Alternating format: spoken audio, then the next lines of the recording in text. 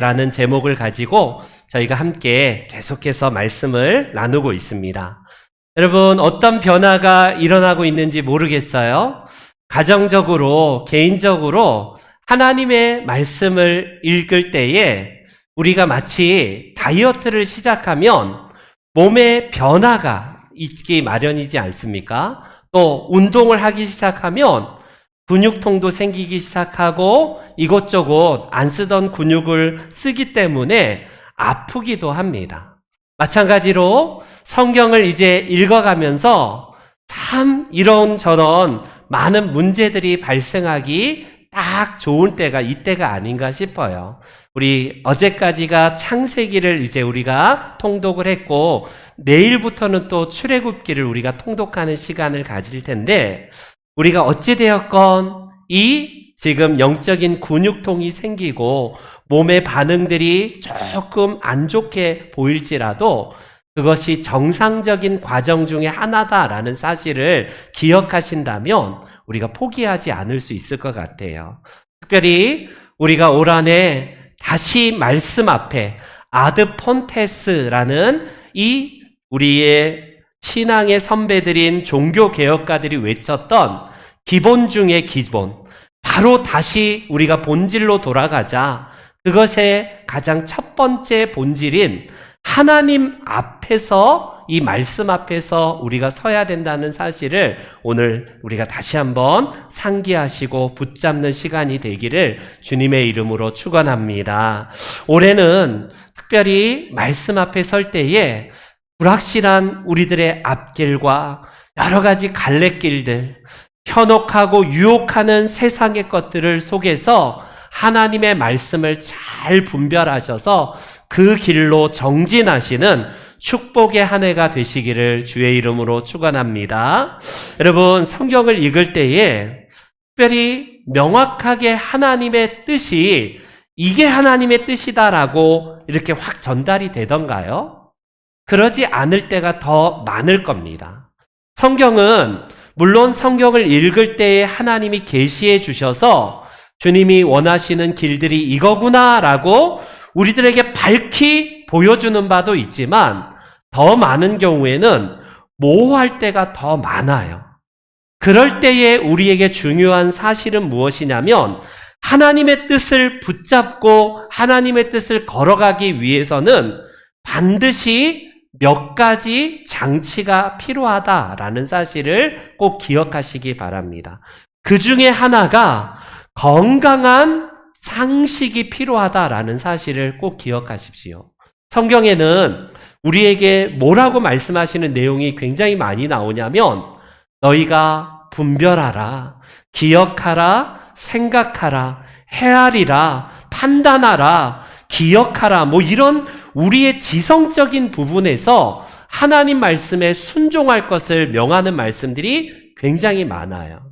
우리는 직관적으로 어떻게 성경 말씀을 딱 받아들이길 원하냐면 누구처럼 하나님이 꿈에서 한 방에 나에게 말씀해 주시면 하나님의 뜻을 알 텐데 이걸 기대하는 경향이 많아요. 특히 하나님의 말씀과 음성을 듣는다라는 잘못된 오늘날의 이 신비적인 경향으로 말미암아 나는 평생 하나님 말씀을 음성을 들어본 적도 없어요. 이렇게 말씀하시는 분들이 의외로 많습니다.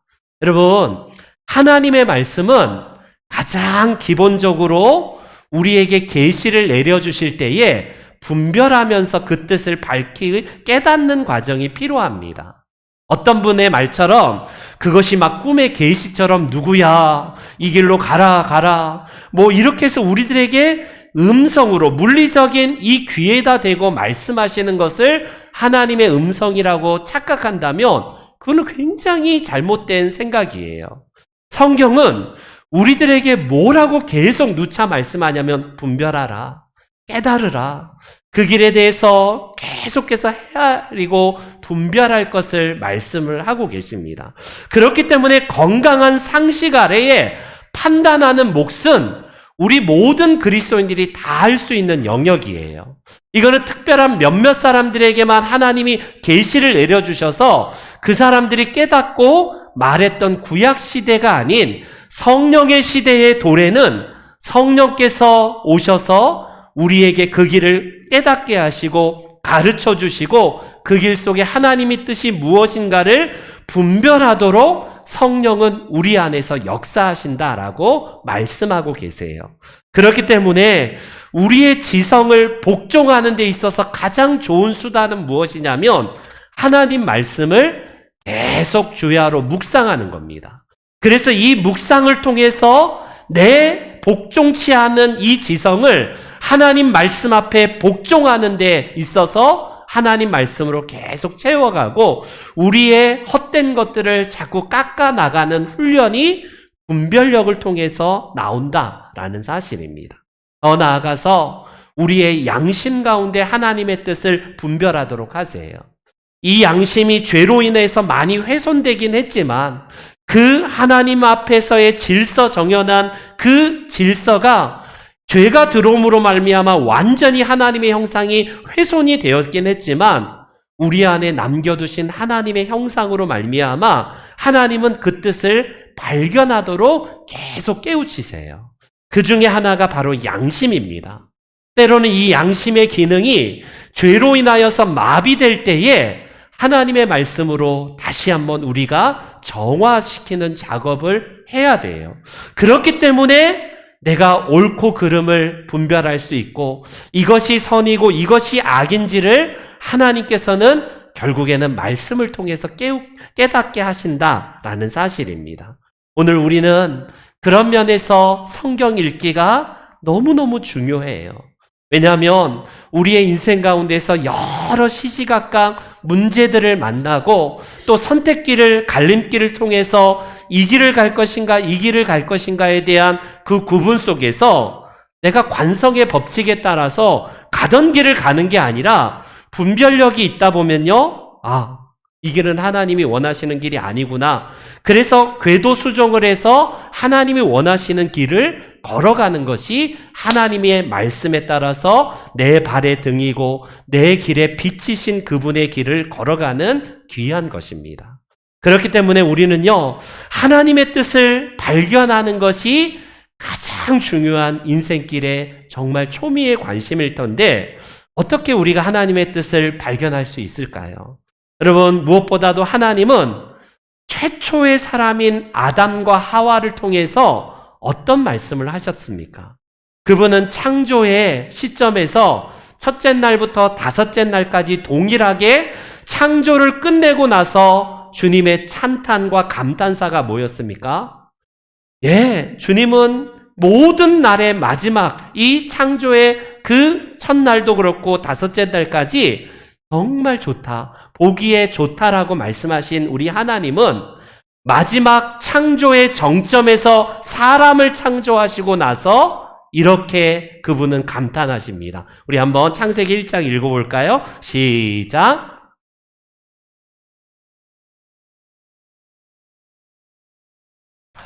여러분, 가장 마지막에 인간을 창조하시고 창조의 클라이막스인 사람을 창조하신 다음에 하나님은 모든 것이 다 아름답고 좋았지만 사람을 보시고 너무 좋고 너무 심히 좋았더라고 말씀을 하십니다.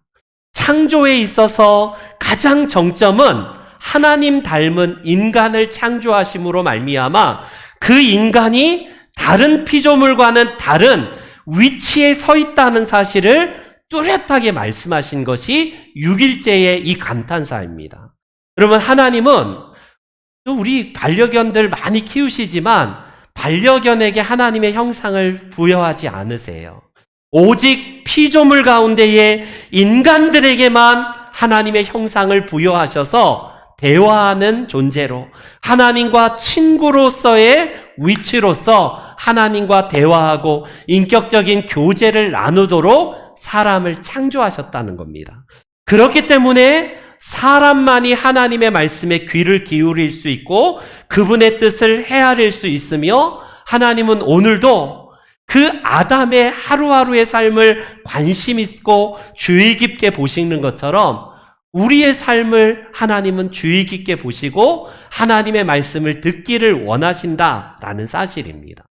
그것이 구약에 나타난 모세나 대단한 다윗의 이야기로 끝나는 것이 아니라, 바울의 이야기로 끝나는 것이 아니라, 하나님은 우리 한 사람 한 사람의 스토리를 보길 원하시고 대화하기를 원하시고, 지금도 그분은 그분의 말씀을 우리의 마음밭에, 우리의 귀에 새겨주시기를 원하시는 분이 우리 하나님이시다라는 사실입니다. 말씀드렸듯이 구약에는 몇몇 사람들을 하나님이 선택하셔서 그들에게 하나님의 뜻을 계시하셨어요. 그때는 누구나 다 하나님의 음성을 들을 수 있는 시대는 아니었습니다. 그러나 동일한 목적과 목표가 딱 하나 있다면 바로 예수 그리스도셨어요. 구약에 나타난 선지자들의 한결같은 메시지는 무엇이냐면 그분이 오실 것입니다. 저분이야말로 우리를 구원하실 참된 메시아입니다라고 한결같이 모든 선지자들은 동일한 손가락으로 그분을 가리킵니다. 구약에 있어서 마지막 선지자라고 알려진 세례 요한. 놀랍게도 그분은 신약 시대를 살고 있는 사람이지만 구약의 마지막 선지자예요. 바로 세례 요한조차도 그분을 향해서 이렇게 말합니다. 보라, 세상 죄를 지고 가는 하나님의 어린 양이다라고 하면서 그분, 바로 내 뒤에 오실 분, 성령과 불로써 우리에게 정말 세례를 베풀어 주실 분이 오시는데 그분이 바로 메시아이다라고 예수님을 가리킵니다. 여러분, 직접 말씀이 우리 가운데 현현하셔서 오늘 우리 가운데 임재하신 분이 예수님이세요. 구약 시대에는 그분의 그림자만, 그분의 그냥 겉에 있는 어떤 그냥 형상만 잠깐 더듬어 봤지만 우리는 실체의, 말씀의 실체이신 그분을 직접 눈으로 보았어요.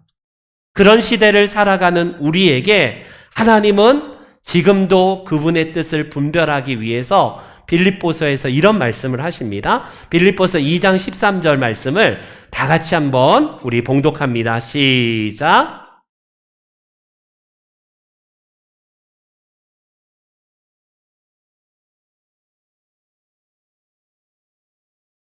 우리 안에서 행하시는 분은 우리의 욕정과 욕망이 아니라 하나님이시래요. 그분의 뜻이, 하나님의 마음이 우리 안에 있다면 그분의 기쁘신 뜻을 위하여서 너희에게 행하게 하신다라고 말씀을 하십니다. 그런데 기계적으로 우리에게 로봇으로 만드신 분이 아니라 우리 안에 영적인 이 소원이 우리 안에 있어야 된다라고 말씀을 하고 계세요. 아예 시도조차도 하지 않으신 분들이 있을 거예요. 그냥 성경은 그냥 성경이지 라고 하면서, 내가 바쁜 일도 많고 할 일도 많은데 라고 하면서 성경 읽기를 차선으로 자꾸 늦추고 출발조차, 시도조차도 하지 않는다면 우리 안에서 행하시는 하나님의 뜻보다는 내 욕망이, 내 관성에 따라서 걸어가는 길이 올 한해 똑같은 길이에요. 그러나 우리 안에서 소원을 두고 내가 하나님 올해는 10독을 하겠습니다. 나는 하나님 최소한 1독을 하겠습니다. 우리 안에 거룩한 소원과 소망을 두고 우리가 했다. 그러면 그 기쁘신 뜻을 우리 안에서 행하게 하시는 분이 하나님이시라고 말씀을 하고 계십니다. 그렇기 때문에 하나님은 우리에게 그냥 감나무에서 감이 떨어지던 말던 내가 기다리겠다라고 하는 것은 믿음이 아니에요. 오히려 우리가 하나님의 뜻을 구하고 찾고 두드린다는 것은 하나님 안에서 소원을 두고서 내가 결단하고 작정하면서 그 하나님의 뜻을 위해서 걸어가겠다라는 순종이 요구되고 있다라는 사실입니다. 여러분, 우리의 인생에서 하나님 말씀대로 살겠다라고 했을 때에 크게 부딪히고 다가오는 두 가지 유형의 문제가 반드시 여러분들 가운데에 나타날 겁니다. 성경을 읽거나 성경을 읽기 전이거나 그냥 성경과는 상관없이 살 때에는 이런 부딪힘이 없어요. 그런데 하나님 말씀대로 살겠다라고 결단했을 때에 부딪히는 문제가 뭐냐면 either or입니다. 뭐냐면 이거냐 저거냐의 문제가 항상 부딪혀요. 그래서 내가 전에는 이거다라고 결정해서 걸어갔는데 하나님 말씀의 분별력을 가지고 하나님이 나에게 말씀하시는 것을 볼 때에 양자택일의 문제가 늘 걸립니다. 내가 이쪽 길이 좋은 길이처럼 보였는데 하나님이 원하신 길들이 이 길 아닐까? 이게 우리에게 다가오는 하나님의 말씀의 부딪힘이에요. 마치 다이어트 했을 때에 우리의 몸의 반응들이 나타나고 설사가 나타나고 여러 가지 이상 징후들이 몸의 반응처럼 나타나는 것처럼 우리에게 전에 없던 하나님의 말씀이 부딪히고 이 말씀에 따라서 이거냐 저거냐의 양자택일의 문제가 반드시 발생합니다. 그리고 두 번째, both and이에요. 이것도 하나님의 뜻이고 이것도 하나님의 뜻인데 무엇을 먼저 해야 되는가? 우선순위의 문제를 하나님은 분별력을 통해서 깨우쳐 주십니다.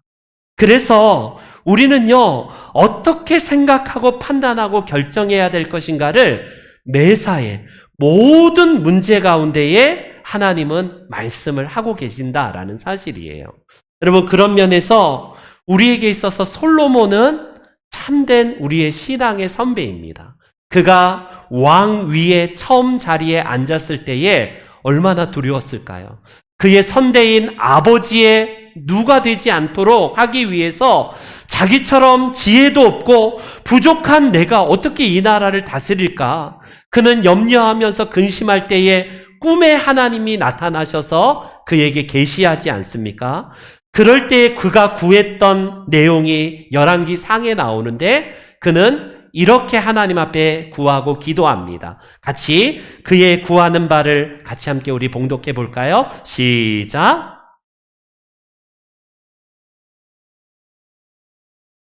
듣는 마음을 종에게 주사 주의 백성을 재판하여 선악을 분별하게 하옵소서. 아멘. 여러분, 저기서 주목해야 될 단어 중에 하나가 무엇이냐면 듣는 마음을 종에게 달라라는 이 기도입니다. 듣는 마음을 종에게 달라. 여러분, 솔로몬은 그냥 단순하게 계시로 내려주신 말씀이 아니라 듣는 마음을 달라라는 이 기도를 하나님 앞에 올려드려요. 그는 자기의 지혜대로 결정할 수 있고 내가 옳고 그른 것을 내가 판단할 수 있다라고 말하지 않습니다. 하나님 말씀을 듣는 마음을 먼저 주셔서 이것이 선한 것인지 옳은 것인지 그른 것인지를 분별할 수 있도록 나에게 하나님의 지혜를 달라고 그가 기도하고 있어요. 그렇습니다. 여기서 듣는 마음은 영어로 listening heart예요. listening heart. 그래서 하나님의 마음이 이것이구나. 하나님께서 이 마음 가운데서 이 길을 원하시는구나를 계속해서 듣고 제가 그 길로 가겠습니다. 그래서 율법을 듣고 율법을 자꾸 자기 마음에 채워지는 그 과정을 그가 선택했다라는 사실이에요. 솔로몬은 진공 상태에서 그냥 하나님이 지혜를 한번 딱 주니까 그때부터 성경도 읽지도 않고 자기가 그냥 지혜의 대명사가 된 게 아니라는 사실입니다. 하나님은 그가 매번마다 하나님 저에게 듣는 마음을 주십시오. 하나님의 말씀을 듣는 마음을 주셔서 이 모든 것을 판단하고 분별할 수 있도록 저에게 주님의 지혜를 달라고 기도한 거예요. 솔로몬조차도 그는 단순하게 한번 반짝 하나님이 지혜 주고 끝난 게 아니라 매사에 모든 문제를 처리할 때마다 하나님의 말씀을 듣는 마음을 달라고 기도했다는 겁니다. 그 기도가 하나님 마음에 흡족하게 응답이 되어서 하나님이 그를 축복하지 않습니까?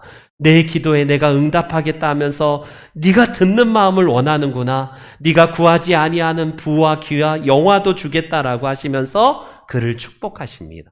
이게 바로 이거냐 저거냐의 문제보다는 분명히 그는 하나님의 말씀에 우선순위를 두는 그것을 먼저 선택했을 때에 하나님이 나머지 것도 책임져 주셨다라는 사실이에요. 오늘날 저와 여러분들에게 필요한 게 뭘까요? 오늘날의 지도자인 한국 지도자인 저와 우리 모든 성도님들 한 분 한 분이 뉴스의 매스컴에 오르락 내리락거리는 가십과 모든 스캔들을 한번 보세요. 어떻게 저럴 수가 있지? 어떻게 목사가 저럴 수가 있지? 우리가 많이 놀랍니다. 여러분, 안 놀래도 돼요.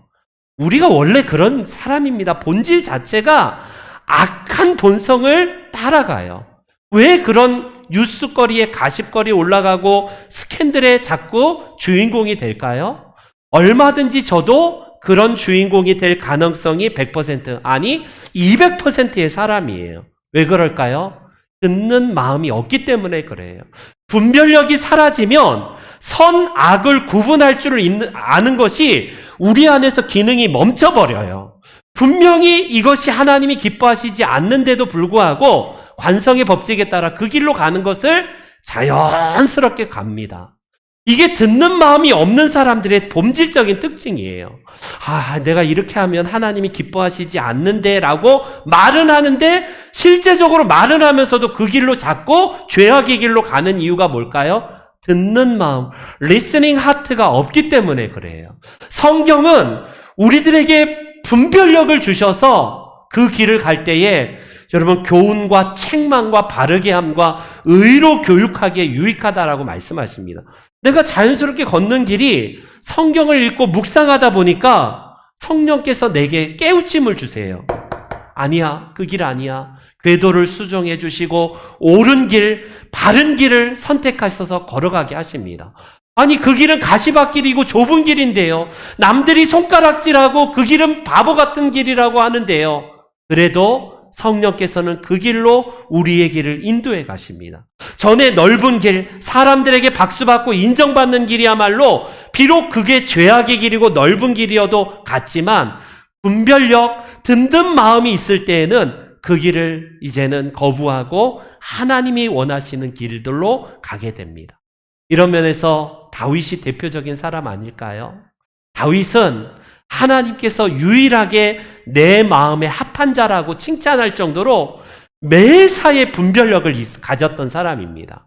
아시다시피 17살, 18살 이 조그만 녀석이 여러분 골리앗 앞에 설 때에도 하나님의 말씀으로 듣는 마음으로 칼과 단창이 아니라 하나님의 말씀을 붙들고 나아간다라고 하지 않았나요?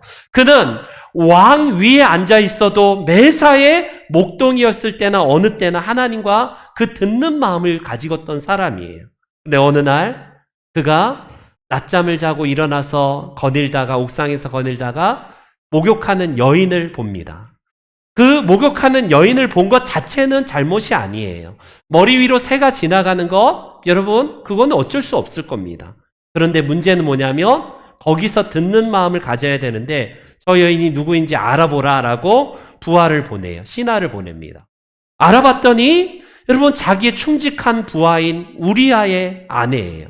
거기서 멈춰야 되지 않습니까? 그 보고를 들었을 때 내가 잘못 생각했구나. 그래, 아니다라고 해야 되는데 무엇이 선이고 악한지를 알지만 멈춰지지 않아요. 더 이상 폭주하는 기관차가 되어서 그의 욕망과 정욕을 제어할 수 있는 것이 끊어집니다. 계속 이제는 데려와라 해갖고 결국 간음을 해가고 간통을 한 다음에 그 이후에 계속해서 여러분 더 큰 죄가 양산이 되고 듣는 귀가 없어지고 분별력이 사라집니다. 그의 인생에서 한 번도 이런 적이 없어요. 그는 언제나 작은 문제에도 하나님께 듣는 마음을 가진 사람인지라 분별할 수 있었습니다. 이 길은 하나님이 원하시는 길이 아니야 라고 그는 분명히 단박에 알았던 사람인데 이 밧세바의 간음 사건 이후 그리고 우리아를 사지로 넣어서 살인한 이후에 근 1년 정도를 듣는 마음을 끊어버립니다. 여러분 나단 선지자가 오기까지 아이가 낳기까지 거의 10개월이니까 한 1년 정도를 성령의 교제가 끊어진 상태예요. 하나님께서 그 사이에 얼마나 그의 마음과 양심에 노크를 하면서 거룩한 부담감과 괴로움을 주셨을 겁니까?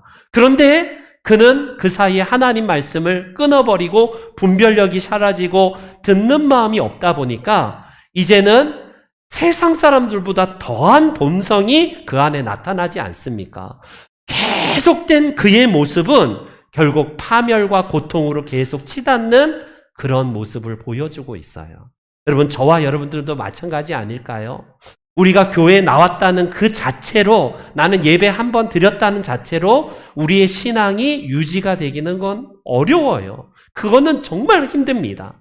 그러나 매일마다 하나님 말씀의 양식을 먹고 분별력을 가질 때에 우리가 관성의 법칙에 따라 걷는 길이 아니라 하나님이 말씀하시는 길로 걸어가게 되는 거예요.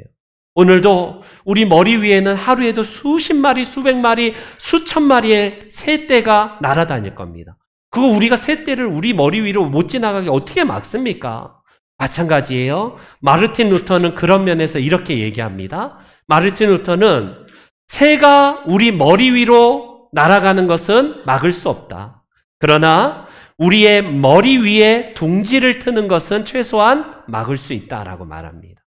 죄성을 가진 우리는 하루에도 수십 번, 수백 번 음란한 생각, 거짓된 생각, 헛된 생각, 불의한 생각, 미워하고 누군가를 죽이는 생각, 악한 생각들이 우리의 뇌리에 수십 번, 수백 번, 수천 번 왔다 갔다 합니다. 그런데 그것이 결정적일 때에 분별해서 털어버릴 수 있는 것은요, 하나님 말씀이 우리 안에 분별력이 있으면 털어져 버려요. 이러면 안 되지. 내가 이렇게 살면 안 되지. 하나님의 백성인데 이러면 안 되지라고 하나님의 마음이 우리 안에 부어지면요, 분별력이 새겨서 듣는 마음이 있어서요, 결단하고 털어버립니다. 그런데 분별력이 없으면 어떠냐면 우리가 늘 기도하잖아요. 하나님, 알면서 죄를 짓고. 여러분, 맞는 말이에요. 알면서 죄를 짓는 이유가 뭐냐면 듣는 마음 분별력이 없기 때문에 그래요. 분명히 이 길은 하나님이 원하시지 않는데도 그 길로 걸어가는 나 자신을 발견하게 됩니다. 그러면서도 아무 불편함도 없고 자연스럽게 그 길을 걷는다. 그거는 머리 위에 있는 둥지에 머리 위에다가 둥지를 뜨는 새를 방관하고 있다는 거예요. 그러나 최소한 하나님 말씀으로 무장한다면 우리는 털어버려요. 이러면 안 되지. 내가 이런 악한 생각을 하는 것조차도 괴롭지만 그것을 최소한 내가 실행하고 내가 막 행하려는 것까지도 막을 수 있다. 이것이 우리의 결단입니다. 사랑하는 성도 여러분, 우리는 그런 면에서 다윗의 결단이 필요해요. 그가 그 이후에 회개하면서 주의 말씀으로 채워가면서 꿀송이보다 더 단 말씀으로 무장했을 때에 그는 하나님의 사람으로 회복이 됩니다. 데살로니가 전서 5장에 이런 말씀이 있어요. 데살로니가 전서 5장 말씀을 다 같이 한번 읽어볼게요. 시작.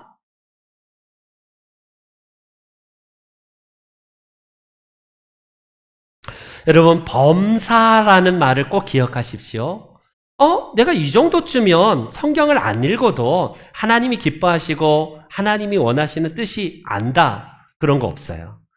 범사의 모든 것을 헤아려 보라. 여러분, 분별하라는 거예요.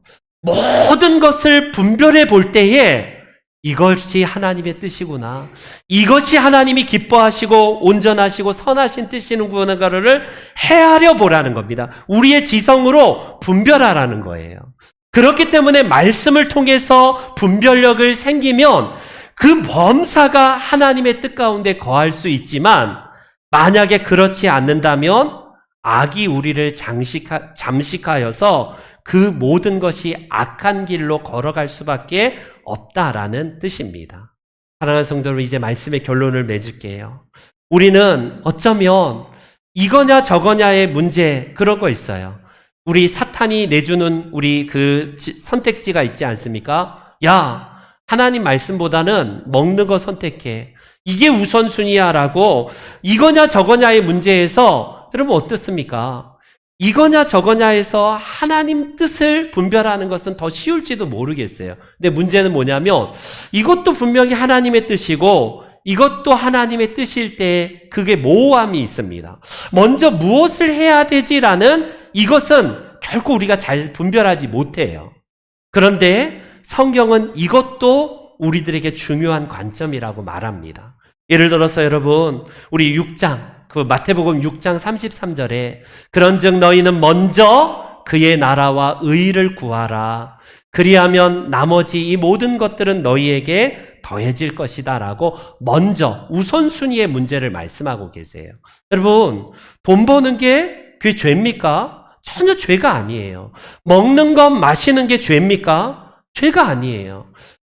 예수님도 주기도문에서 일용할 양식을 달라라고 분명히 우리의 육신적인 양식을 구하는 것도 중요한 하나님의 뜻이라고 말합니다.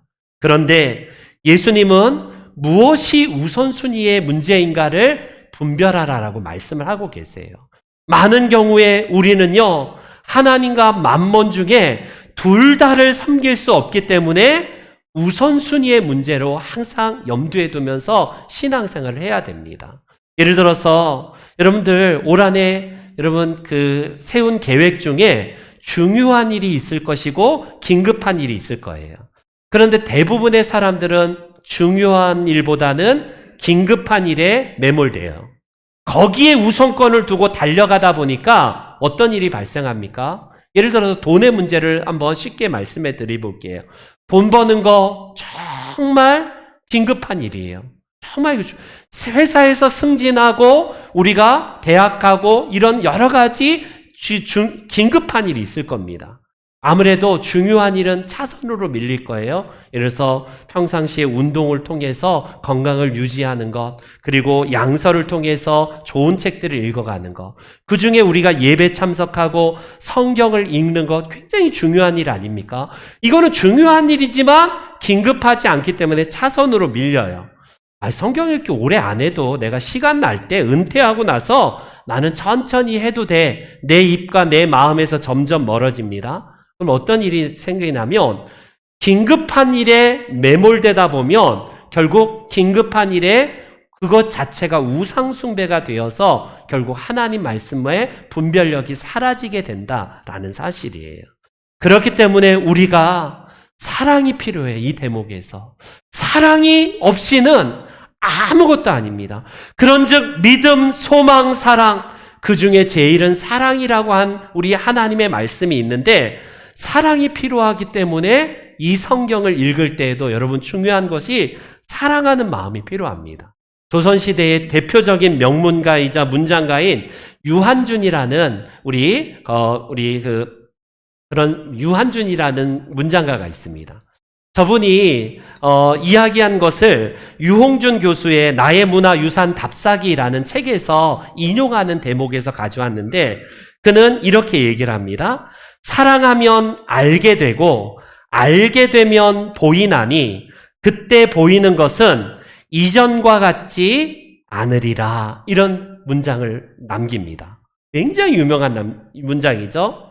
우리가 전에 보았던 것들을 심드렁하게 아무 관심도 없고 사랑이 없을 때 보았던 것과 지금 내가 사랑해서 보는 것은요, 완전히 다른 개념으로 내게 다가온다는 거예요.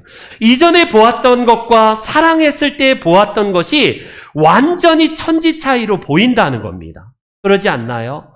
그런 의미에서 여러분 나태주 시인의 풀꽃이라는 짧은 시를 그 같은 의미로 말을 하고 있어요. 자세히 보아야 예쁘다. 오래 보아야 사랑스럽다. 너도 그렇다. 이것도 무슨 말이냐면 전에는 심드렁하고 무관심했던 것들을 볼 때에는 안 예뻐 보여요. 그게 안 다가오고 보이지 않는 세계가 열리지 않습니다. 그런데 사랑하면요, 보여지기 시작하고 그것이 정말 새로운 차원으로 내게 다가와요. 이런 의미에서 여러분 성경 읽기는 사랑의 마음이 아니고서는 불가능합니다. 제가 연애 시절에 신대원 1학년 때 이제 우리 집사람을 이제 만나서, 집사람은 그때 부산, 저는 용인에서 신대원 다니면서 사역을 서울에서 전도사로 사역합니다. 부산, 서울, 용인 얼마나 먼 거리예요? 먼 거리가 아무 문제가 되지 않습니다.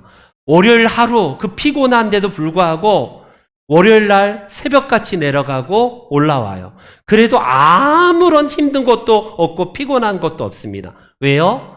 사랑하기 때문에.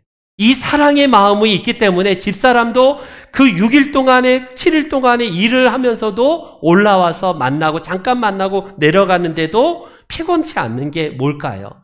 사랑하는 마음이 담겨져 있기 때문에 그러해요. 그럴 때에 전에 보았던 우주가 달리 보이지 않나요? 비가 내리는데 전에는 그냥 비구나라고 했던 게 사랑하는 마음이 담겨져 있을 때는 내가 시인이 되고 가수가 되고요. 완전히 다른 세계가 펼쳐집니다. 사랑의 속성이에요. 이게 사랑의 속성입니다. 그렇기 때문에 여러분 요한 1서의 이 말씀을 꼭 기억하십시오. 요한 1서 우리 다 같이 우리 한번 봉독해 보겠습니다. 아니, 요한복음 말씀 예수님께서 이런 말씀을 하십니다. 다 같이 시작.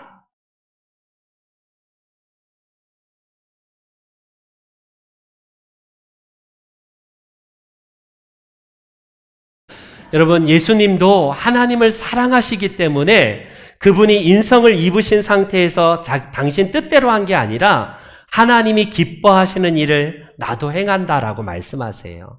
우리 2주 전에 말씀드렸듯이 예수님은 마귀를 사탄과의 시험에서 여러분 말씀을 통해서 평상시 그가 계속 말씀으로 분별력을 가진 걸 가지고 물리쳤듯이 하나님을 사랑하는 마음으로 말씀을 대하고 그분의 일을 행하셨다라고 말합니다.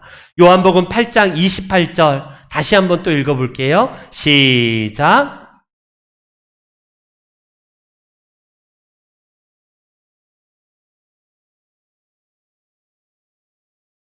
하나님의 아들이신 예수님도 그분 스스로 그냥 즉흥적으로 하신 것이 아니라 하나님이 기뻐하시고 온전하시고 선한 뜻이 무엇인가를 분별하여서 그분 말씀으로 묵상하셔서 하나님의 뜻 가운데에 정진하셨다라는 말씀이에요.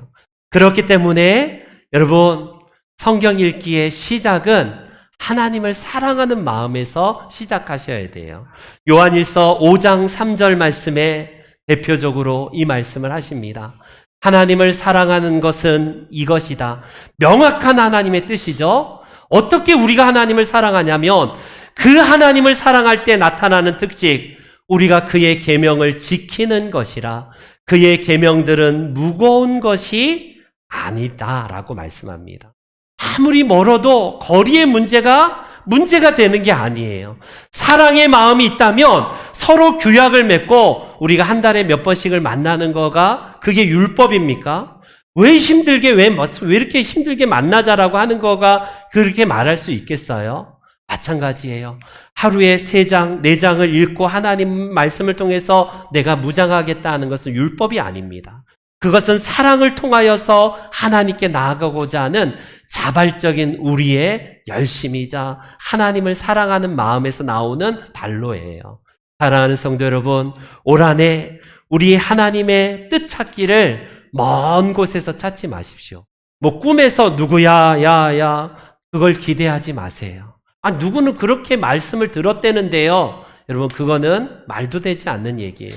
오늘도 여전히 예수님처럼, 다윗처럼, 솔로몬처럼 듣는 마음을 달라고, 그 듣는 마음을 통해서 하나님 말씀을 통해 분별할 때에 내가 이전에 걸었던 관성의 법칙에 따라서 걸었던 넓은 길이 아니라 비록 좁은 길이지만 하나님이 기뻐하시고 원하시는 정말 그 길로 걸어갈 때에 그 하나님께서 보여주시는 복된 길을 통해 올 한 해 더욱더 하나님 나라에 더 가까워지고 그분의 마음이 우리의 마음에 정말 한 일치가 되는 여러분들의 성경 읽기가 되시기를 주의 이름으로 축원합니다. 아멘. 다 같이 일어나셔서